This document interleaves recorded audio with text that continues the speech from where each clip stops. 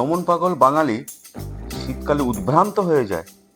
কোথায় যেন একটু পরিবার ও বন্ধু বান্ধব নিয়ে বছরে অন্তত যেন একটি দিনের জন্য পিকনিক করা যায়।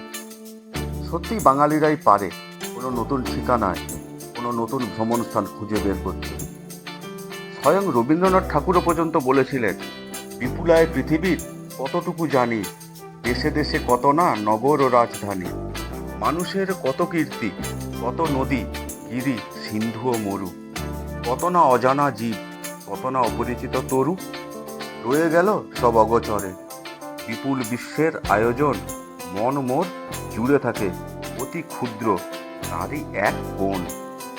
সেই রকমই আমরাও সেই রবীন্দ্রনাথের কথায় উদ্দীপিত হয়ে আমরাও পৌঁছেছি সেই রকমই মেদিনীপুর শহরের মোহনপুর এরিয়ার একটি ওয়ান ডে পিকনিক স্পটে, যেখানে একটি পার্ক যার নাম ক্ষুদিরাম পার্ক এবং তার অনতি দূরেই একটি ওই নদীর পাশেই সুন্দর কিছু মুহূর্ত কাটানোর আদর্শ স্থান গান্ধীঘাটে আপনারা একদিনের জন্য পিকনিকে আসতেই পারেন।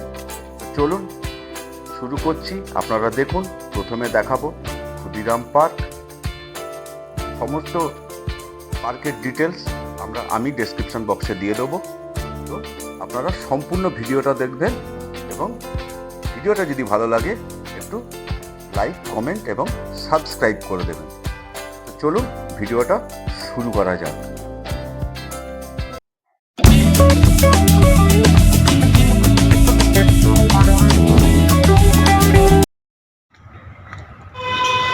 টাকা পার হেড এন্ট্রি ফি দিয়ে পার্কে প্রবেশ করলাম।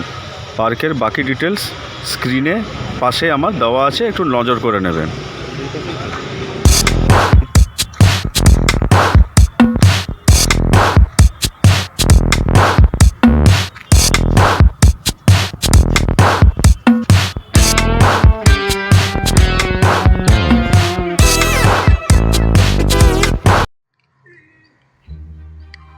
কবিগুরু রবীন্দ্রনাথ ঠাকুরের ভাষায় প্রথম শীতের মানে শিশির লাগিল ঘাসে, হুহু করে হাওয়া আসে, হিহি করে কাঁপে গাত্রে।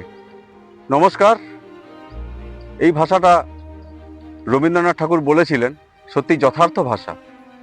আমরা বাঙালিরা যথেষ্ট ভ্রমণ পিপাসু এবং সেই ভ্রমণের টানে বিশেষ করে এই শীতকালটা বা বলতে গেলে ডিসেম্বর মাস থেকে যে ছুটির আমেজ থাকে, সেই আমেজটাকে আমরা চেটেপুটে উপভোগ করি।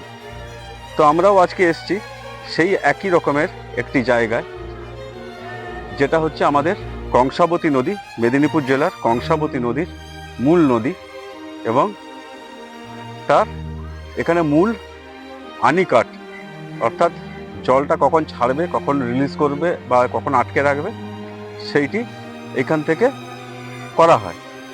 দেখতেই পাচ্ছেন। তো শীতের ছুটির দিনগুলিতে এই জায়গায় একদিনের ট্রিপে পিকনিক করার ভালো জায়গা। সামনে কংসাবতীর সেই ড্যাম এবং তারই কোলে কিছু নিয়ম শৃঙ্খলা মেনে আপনারা এখানে পিকনিক করতেই পারেন। তো চলুন আজকের ব্লগটা এখান থেকেই শুরু করি। তো দেখতে পাচ্ছেন আমি দাঁড়িয়ে আছি, যদি এখানে ফেন্সিং করা, নদীর ধারে যাওয়া যায় না। এই যে অদূরে দেখুন, ওই যে নদীর উপরের যে ব্রিজ, ওই ব্রিজ দিয়ে যাচ্ছে আমাদের মেদিনীপুর থেকে হাওড়া বলুন বা খড়গপুর বলুন বা যেখানে খুশি বাস রুট। তো এই হচ্ছে বিস্তীর্ণ ফাঁকা অংশ যেখানে পিকনিক করা যায়, দেখুন। এবং এই যে ছাউনিগুলো আছে, এই ছাউনিগুলো যে পিকনিকের জন্যই তৈরি করা। অবশ্য আপনারা অফিসে যোগাযোগ করবেন, আমি হয়তো ডিটেলসটা ডেসক্রিপশন বক্সে দিয়ে দেবো। তবে একটা কথা বারবার বলে দিই, এখানে কিন্তু ক্যামেরা নিয়ে বড় ফটোগ্রাফি করা নিষিদ্ধ। নিষিদ্ধ বলা ভুল, নির্দিষ্ট চার্জের নিরিখে এখানে মোবাইল ফটোগ্রাফি করা যায়, তবে মোবাইল ফটোগ্রাফির অতটা বিধিনিষেধ নেই। তো সমস্ত জায়গাটা ঘিরে দেখুন, এই যে পিকনিকের যে জায়গাটা আপনি ঘুরে দেখুন, সমস্ত এরিয়াটা এই যে ঝাউ গাছটাই বেশি, ঝাউ গাছে দেখুন পরিপূর্ণ, দেখুন পুরো ঝাউ গাছে ঘেরা, মনোরম ছাওয়ায় পরিবেশ, এবং সামনে কংসাবতী নদীর ড্যাম, অদূরে নদীর ওপরের সেই ব্রিজ দেখতে পাচ্ছেন। তো ওয়ান ডে ট্রিপে যারা পিকনিক করে তাদের পক্ষে আপনারা আসতেই পারেন। তবে পিকনিকের অন্যান্য জিনিস যদি আপনারা আশা করেন, যেমন ধরুন এই রাইড আছে, যেমন নিকো পার্ক বলুন, সায়েন্স সিটি বলুন, ওই ধরনের নয়, জাস্ট একটা পিকনিক স্পট এবং কংসাবতী নদীর যে ড্যামের সেই অংশই আপনারা পাবেন। তো নিরিবিলি শান্ত পরিবেশ, রাস্তাঘাট ভালো, আমি লোকেশন আমি ডেসক্রিপশন বক্সে আমি দিয়ে দেবো। তো চলুন আরও কি আছে দেখা যাক। বাচ্চাদের জন্য দোলনা টোলনার ব্যবস্থা বা আছে, এই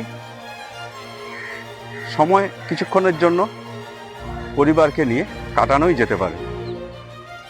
তবে খুব বেশি আমোদ প্রমোদের ব্যবস্থা নেই, আপনারা পিকনিক করতে আসুন, আপনাদের ভালো লাগবে।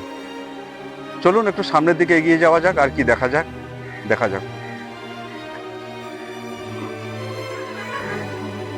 এইগুলো সব হয়তো দীর্ঘদিন আগের হয়তো কোনো কনস্ট্রাকশন হওয়ার কথা ছিল, কিন্তু কোনো কারণবশত এগুলো হয়নি। তো এইগুলিতে আগাছায় একবারে পরিপূর্ণ হয়ে গেছে পিলারগুলি। এই যে দেখছেন, পুরো লম্বা হয়ে যে পিলারগুলি একবারে বিস্তৃত আছে নদীর ওপর দিয়ে, পুরো আগাছায় ভরে গেছে। এটা কোনো কারণে এই পিলারগুলো আর কনস্ট্রাকশন পরবর্তীকালে হয়নি। বাচ্চাদের জন্য কিছু দোলনা বা কিছু এইসব খেলনার জিনিসপত্র আছে, পিকনিক করতে করতে তারা এখানে সময়টা কাটাতে পারে, কিন্তু বেশি আমোদ প্রমোদ এখানে নেই।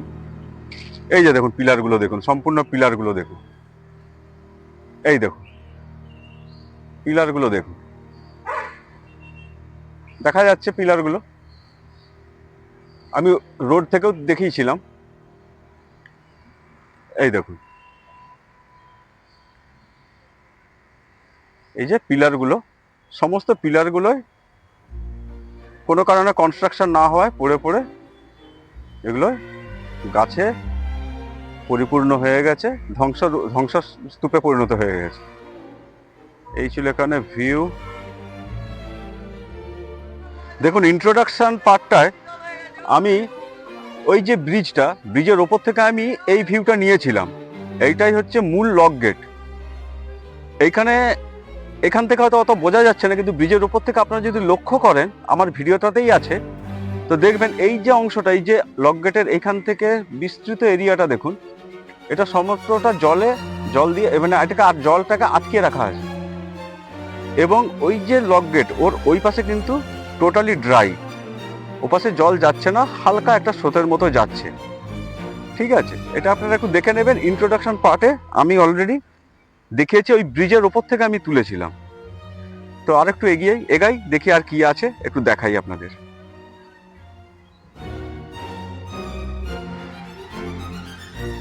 আমি একটা কর্নার থেকে সমগ্র পার্কটার আমি ভিউটা নিচ্ছি, আপনারা দেখতে থাকুন।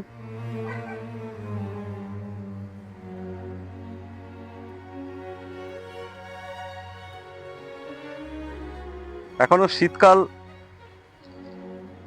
সবে এসছে, এই শীতকাল সবে পড়েছে, হয়তো আগামী দিনগুলোতে অনেক পর্যটক এখানে আসবেন পিকনিক করতে, তখন হয়তো এই জায়গাটা অনেক জনকোলাহলে মেতে উঠবে।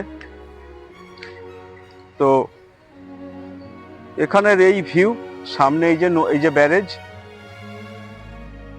এখানে আর বিশেষ কিছু দেখানোর নেই আমার।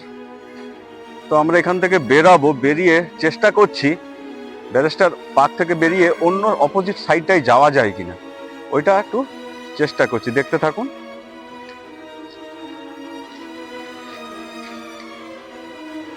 পার্ক থেকে একজন দাদাকে জিজ্ঞেস করতে আমাদের এই ভেতরের রাস্তাটা বললেন, তো ওইখান দিয়ে আমরা যাচ্ছি কৃষ্ণ মন্দির যেখানে আছে ওই অংশে, একটা ভেতরের ইন্টেরিয়ার জায়গা, এই যে সাইডে অসংখ্য বাঁশঝাড়, তার মধ্যে দিয়ে আমরা যাচ্ছি।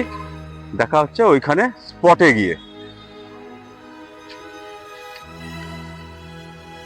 তো চলে এলাম গান্ধীঘাট। এই এরিয়াটার নাম হচ্ছে গান্ধীঘাট। ব্রিজটা ক্রস করে অপোজিট সাইডে কিছুটা হেঁটে এলে বা টোটোতে এলে এটা পাবেন, এই যে Gandhi Ghat water treatment plant, Medinipur municipality.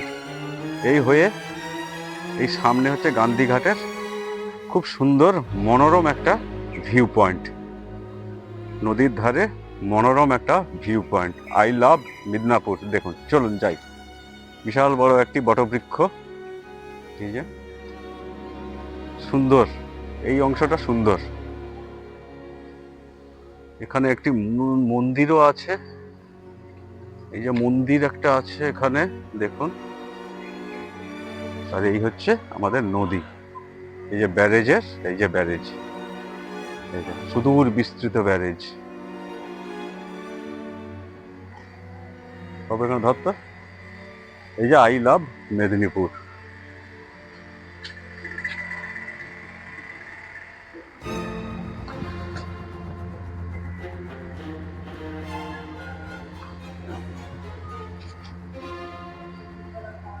চলুন এইখানটা একটু এক্সপ্লোর করা যাক।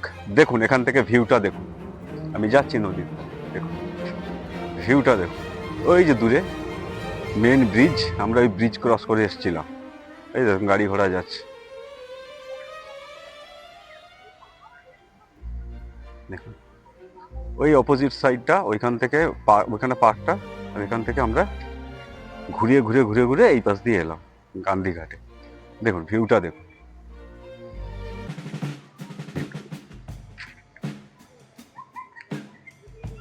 প্রথমে নিচটা দেখে নি, তারপর ওপরে যাব।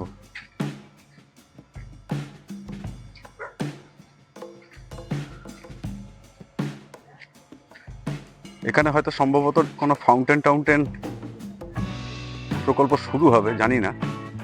ফাউন্টেনের ফাউন্ডেশন করা আছে, এই যে। আর এই হচ্ছে টোটাল এন্টায়ার ভিউ।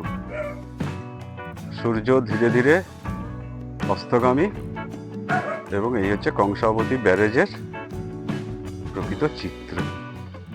অসাধারণ, দেখতে পাচ্ছেন, অসাধারণ।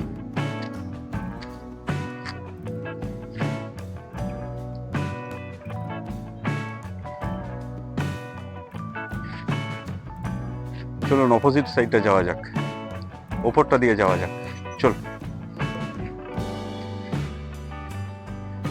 তো যাচ্ছি অন্য সাইডটায়, সঙ্গে আমার ছেলেও আছে, দুজনে যাচ্ছি।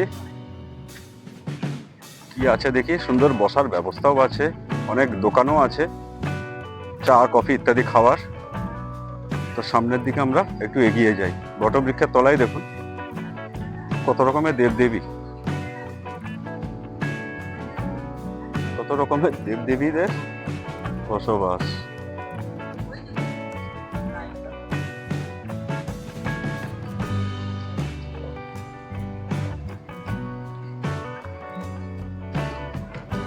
এই দেখুন ভিউটা দেখুন, শুধু অপোজিট সাইডে এই একটা ভিউ পয়েন্ট। আমরা আসবো এখানে, তার আগে একটু এই পাশটা দেখে নিই, তারপর আসবো, ফিরে আসছি ওখানে। দেখুন দেখুন ভিউটা দেখুন।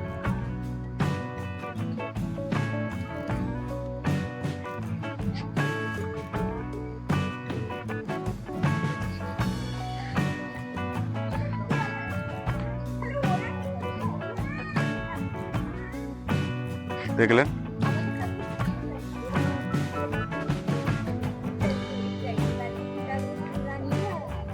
সুন্দর নিরিবিলি স্থান, মাছ ধরাও চলছে।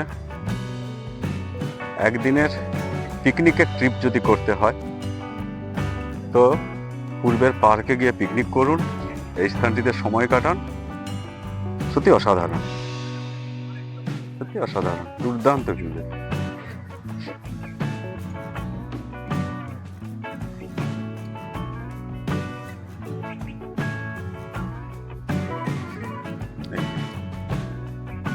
দূরে ব্রিজ,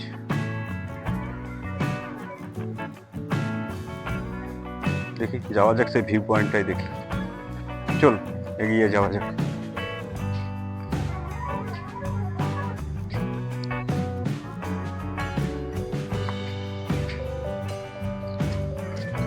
যাচ্ছি ভিউ পয়েন্ট একটু দেখি।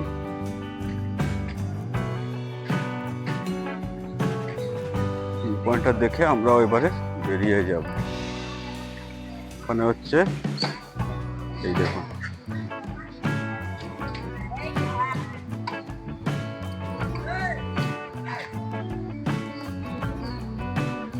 উঠছি ভিউ পয়েন্টটা।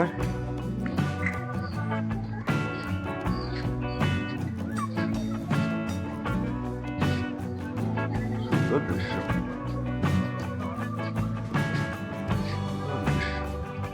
দেখুন টোটাল ভিউটা আসছে দেখুন।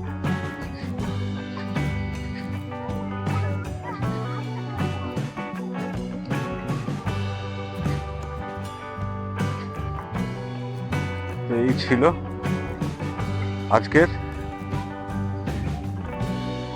ছোট্ট একটি ব্লগ। যারা আপনারা ওয়ান ডে ট্রিপে পিকনিকে আসবেন মেদিনীপুর শহরে অদূরের মোহনপুর এরিয়ায়, তারা কংসাবতীর ওই পার্কে পিকনিক করতে পারেন এবং এই এরিয়াটা আপনারা ঘুরে দেখতে পারেন। আশা করি আপনাদের ভালো লাগবে। তো এই ছিল আজকের সমগ্র ব্লগটা। তো আমরা এবার ফিরে যাব। আজ এখানেই ব্লগটা শেষ করছি। নমস্কার, ধন্যবাদ অ্যান্ড টাটা।